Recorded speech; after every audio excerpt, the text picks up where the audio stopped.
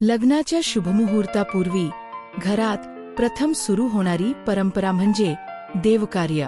ही एक शांत, गंभीर आणि पवित्र अशी विधीपर परंपरा, ज्यात कुटुंब आपले पूर्वज, घरचे देव आणि आपल्यातून निघून गेलेल्या प्रियजनांना आदराने स्मरते।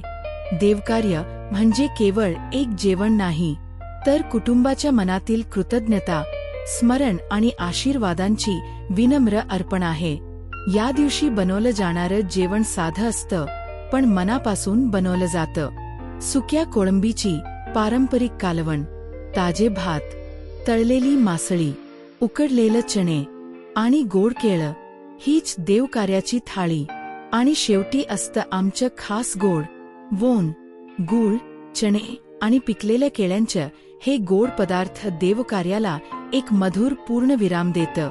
या दिवशी निमंत्रित केलेली प्रत्येक जोडपी घरात पावणपण घेऊन येतात असं मानलं जातं। त्यांची उपस्थिती ही देवकार्याची शोभा, त्यांचे आशीर्वाद लग्न सोहळ्याची मंगल सुरुवात।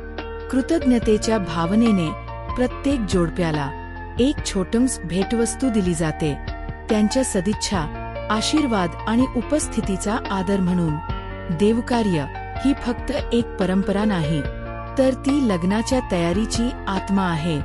याच क्षणी घरातील सर्वजण एकत्र येतात, भूतकाळाचे स्मरण करतात आणि भावी वधू वरांना प्रेम, शुभेच्छा आणि आशीर्वाद देतात।